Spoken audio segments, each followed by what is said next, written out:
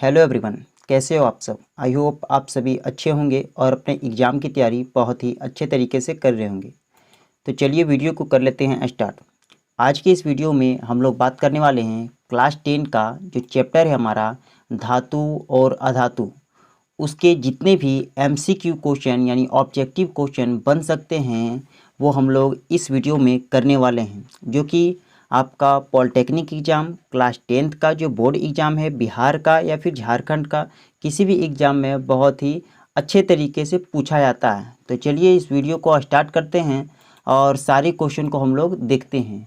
ठीक है, तो हम लोग मेटल एंड नॉन मेटल के जितने भी क्वेश्चन बन सकते हैं MCQ टाइप वो हम लोग देखेंगे, वो भी हिंदी में। ठीक है, तो चलिए हम लोग स्टार्ट करते हैं क्वेश्चन नंबर 1 से। ठीक है, क्वेश्चन नंबर 1 हमारा है कि अमलगम एक मिश्र धातु है जिसमें एक धातु हमेशा रहता है। तो ये बात आप समझ लें कि अमलगम में हमेशा पारा यानी कि मरकरी जो होता है वो हमेशा रहता है, यानी कि अमलगम में पारा रहना जरूरी है। ठीक है, आगे हम लोग क्वेश्चन देखते हैं। क्वेश्चन नंबर 2, क्वेश्चन नंबर 2 हमारा है कि निम्न में से कौन सा पदार्थ ऑक्सीजन से संयोग नहीं करता, यानी कि ऑक्सीजन से रिएक्शन नहीं करता। तो हम लोग देखते हैं गोल्ड यानी कि सोना। सोना जो है वो क्या है, ऑक्सीजन से रिएक्ट नहीं करता है। लेकिन तांबा के बारे में बात कर ले तो तांबा भी क्या है, ऑक्सीजन से रिएक्ट करता है। जिंक भी करता है और पोटेशियम तो डायरेक्टली करता है। पोटेशियम अगर ऑक्सीजन से डायरेक्टली रिएक्शन करता है और आग पकड़ जाता है। ठीक है, तो गोल्ड यहाँ पे जो होगा वो ऑक्सीजन से रिएक्ट नहीं करेगा। आगे क्वेश्चन नंबर 3 हम लोग देखते हैं। क्वेश्चन नंबर 3 हमारा है कि कौन विद्युत का सर्वोत्तम सुचालक है। तो अगर कॉपर का बात कर लें तो कॉपर में भी करंट पास होता है। अगर ये सिल्वर का बात कर ले तो भी करंट पास होता है, एल्युमिनियम में भी करंट पास होता है और यहाँ लोहा यानी कि आयरन में भी करंट पास होता है। लेकिन सर्वोत्तम सुचालक जो है वो हमारा है सिल्वर यानी कि Ag। ठीक है, 47 इसका क्या होता है, एटॉमिक नंबर होता है और ये क्या होता है, सर्वोत्तम सुचालक है। ठीक है, याद रखना है कि सबसे ज़्यादा करंट जो है वो सिल्वर से ही पास होगा। ठीक है, आगे हम लोग क्वेश्चन देखते हैं। क्वेश्चन नंबर हमारा 4, क्वेश्चन नंबर 4 हमारा है कि बॉक्साइट निम्नलिखित में से किस धातु का मुख्य अयस्क है। तो एल्युमिनियम का जो अयस्क होता है यानी कि बोल सकते हैं बॉक्साइट। ठीक है, तो बॉक्साइट निम्न में से किसका अयस्क है, तो एल्युमिनियम का अयस्क होता है बॉक्साइट, ये आपको याद रखना है। ठीक है, आगे क्वेश्चन देखते हैं। क्वेश्चन नंबर हम लोग देखते हैं यहाँ पे 5। क्वेश्चन नंबर 5 हमारा है कि निम्न में से कौन उपधातु है।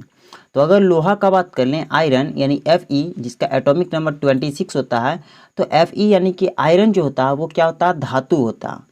ये Cu मतलब कॉपर के बारे में बात कर ले तो ये भी क्या होता है, एक धातु है।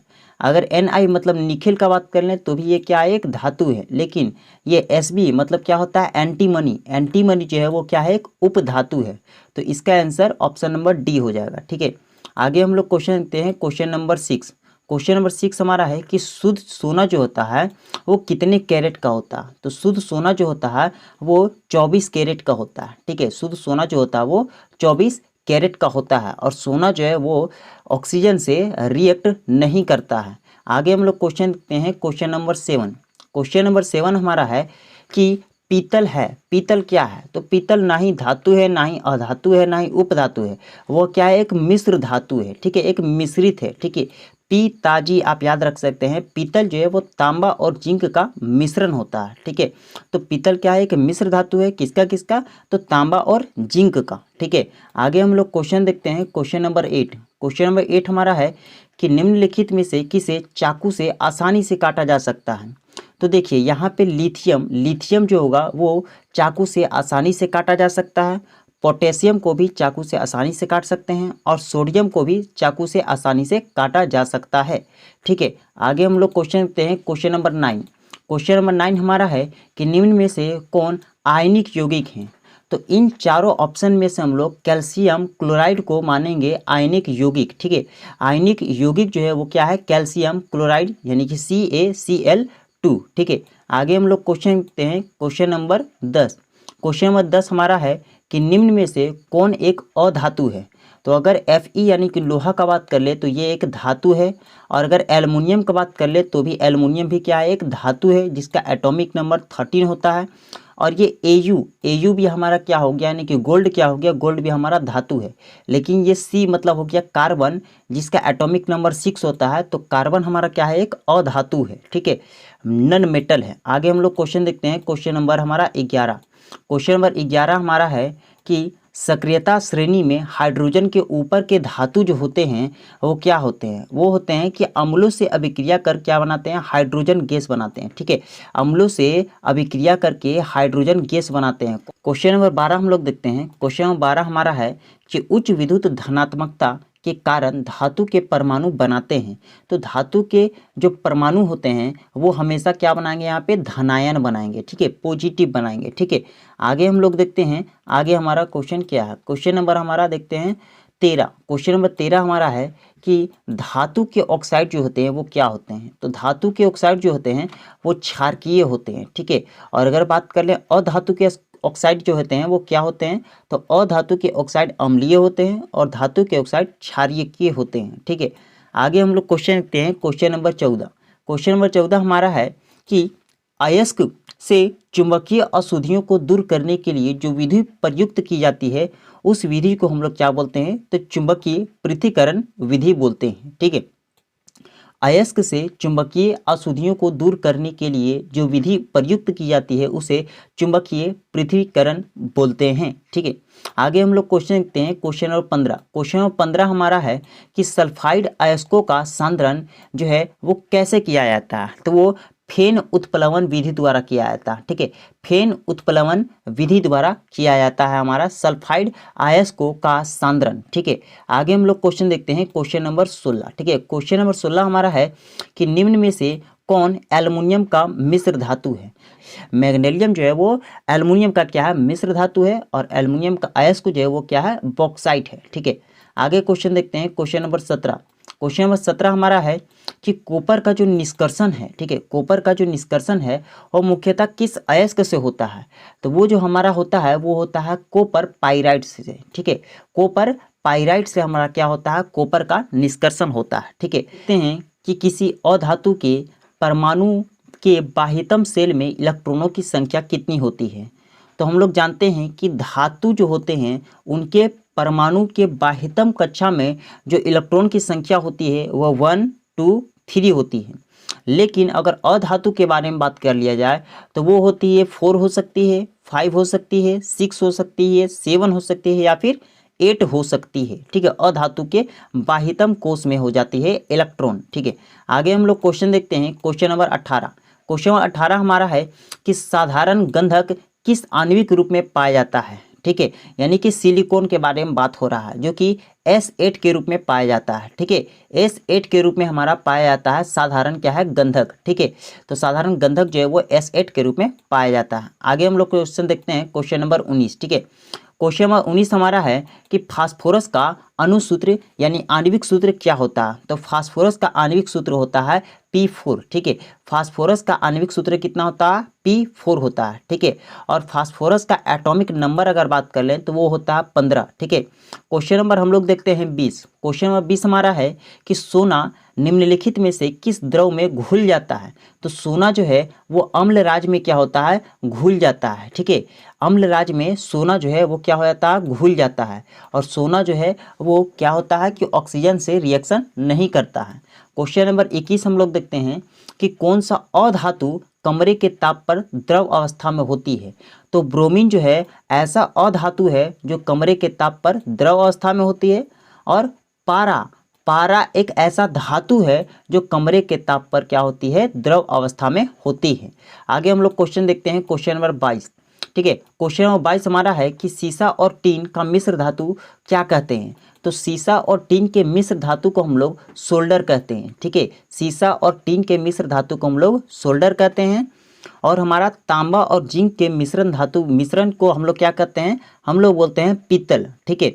आगे हम लोग देखते हैं क्वेश्चन नंबर 24 देखते हैं हम लोग कि निम्नलिखित में से कौन अति ज्वलनशील है। ठीक है, तो सबसे ज़्यादा ज्वलनशील जो है कौन सा फास्फोरस है, तो हमारा श्वेत फास्फोरस जो है वो अति ज्वलनशील होती है। ठीक है, आगे हम लोग क्वेश्चन देखते हैं क्वेश्चन नंबर 25। क्वेश्चन नंबर 25 हमारा है कि विद्युत अपघटनी परिष्करण में अशुद्ध धातु को बनाया जाता है, तो वो हमारा एनोड के द्वारा बनाया जाता है। ठीक है, आगे हम लोग देखते हैं क्वेश्चन नंबर 26। क्वेश्चन नंबर 26 हमारा है कि निम्नलिखित में से कौन सबसे अधिक अभिक्रियाशील धातु है, तो सबसे अधिक अभिक्रियाशील धातु इन चारों ऑप्शन में देखा जाए तो वो है पोटासियम। ठीक है, पोटासियम सबसे अधिक अभिक्रियाशील धातु है इन सभी में से। ठीक है, आगे हम लोग क्वेश्चन देखते हैं क्वेश्चन नंबर हमारा 27। क्वेश्चन नंबर 27 हमारा है कि वल्कनीकरण यानी वैल्केनाइजेशन जो प्रक्रिया है प्राकृतिक रबड़ बनाने के लिए, उसमें क्या मिलाया जाता, तो उसमें साधारण क्या मिलाया जाता, गंधक मिलाया जाता। ठीक है, साधारण गंधक मिलाया जाता है। वल्कनीकरण जो प्रोसेस होती है उसमें प्राकृतिक रबड़ बनाने के लिए हम लोग क्या करते हैं, साधारण गंधक का उपयोग करते हैं। आगे हम लोग क्वेश्चन देखते हैं क्वेश्चन नंबर 28। क्वेश्चन नंबर 28 हमारा है कि 1 ग्राम सोना से कितना लंबा तार खींचा जा सकता है, बनाया जा सकता है, तो 1 ग्राम सोना से 2 किलोमीटर तक डिस्टेंस का क्या बनाया जा सकता है, तार बनाया जा सकता है। आगे क्वेश्चन देखते हैं क्वेश्चन नंबर 29। क्वेश्चन नंबर 29 हमारा है कि कमरे के ताप पर मरकरी यानी कि पारा धातु किस अवस्था में पाई जाती है, तो हमने भी बताया कि कमरे के ताप पर कौन सी धातु जो है वो द्रव अवस्था में पाई जाती है, तो वो होती है मरकरी यानी कि पारा, जो कि द्रव अवस्था में पाई जाती है। आगे हम लोग क्वेश्चन देखते हैं क्वेश्चन नंबर 30। क्वेश्चन नंबर 30 हमारा है कि व्यावसायिक स्तर पर एल्यूमिनियम धातु का निष्कर्षण किस अयस्क से होता है, तो हमने बताया कि बॉक्साइट से ही क्या होता है, वो एल्यूमिनियम क्या होता है, निष्कर्षण किया जाता है। ठीक है, बॉक्साइट से, तो ये आपको याद रखना है। आगे क्वेश्चन देखते हैं हम लोग क्वेश्चन नंबर 31। क्वेश्चन नंबर 31 हमारा है कि लोहे के निष्कर्षण में चूना पत्थर कैल्शियम सिलिकेट का यौगिक बनाता है। ठीक है, यह यौगिक जो है वो क्या कहलाता है, तो वो धातु मल कहलाता है। क्या कहलाता है, धातु मल कहलाता है। ठीक है, आगे हम लोग क्वेश्चन देखते हैं क्वेश्चन नंबर 32। क्वेश्चन नंबर 32 हमारा है कि निम्न तत्व के गुणधर्म का 2 या 2 से अधिक विभिन्न रूपों में प्रस्तुतिकरण तत्व की क्या कहलाती है, तो वही कहलाती है अपरूपता। ठीक है, अपरूपता कहलाती है। ठीक है, आगे हम लोग देखते हैं आगे क्वेश्चन हमारा 33। क्वेश्चन नंबर 33 हमारा है कि धातुओं की प्रकृति क्या होती है, तो धातुओं की प्रकृति जो होती है वो होती है विद्युत क्या होती है, धनात्मक होती है। ठीक है, विद्युत जो है धनात्मक होती है धातुओं की प्रकृति। ठीक है, आगे हम लोग क्वेश्चन देखते हैं क्वेश्चन नंबर 34। क्वेश्चन नंबर 34 हमारा है कि लोहा एवं इस्पात को जंग से सुरक्षित रखने के लिए उस पर कुछ पतली परत चढ़ाई जाती है। वो पतली परत जो है वो जिंक की चढ़ाई जाती है, और इसी जिंक की परत को चढ़ाने की प्रक्रिया जो होती है उसको हम लोग गैल्वेनाइजेशन बोलते हैं। ठीक है, आगे हम लोग क्वेश्चन देखते हैं क्वेश्चन नंबर 35। क्वेश्चन नंबर 35 हमारा है कि किसी रासायनिक यौगिक को गर्म करने पर प्लास्टर ऑफ पेरिस बनता है, तो प्लास्टर ऑफ पेरिस जो है वो जिप्सम को गर्म करने पर बनता है। जिप्सम को गर्म करने पर क्या बनता है, प्लास्टर ऑफ पेरिस बनता है। ठीक है, आगे हम लोग क्वेश्चन देखेंगे क्वेश्चन नंबर 36। क्वेश्चन नंबर 36 हमारा है कि अभिक्रियाशीलता के इस क्रम में कौन सही है। ठीक है, तो ये हमारा क्या हो जाएगा कि पहले हमारा मैग्नीशियम आएगा, उसके बाद हमारा एल्युमिनियम आएगा, उसके बाद जिंक आएगा, उसके बाद हमारा क्या आएगा, आयरन आएगा। तो ये सीरीज आपको याद रखना है, अभिक्रियाशीलता का क्या है, क्रम है। ठीक है, आगे हम लोग क्वेश्चन देखते हैं क्वेश्चन नंबर 37।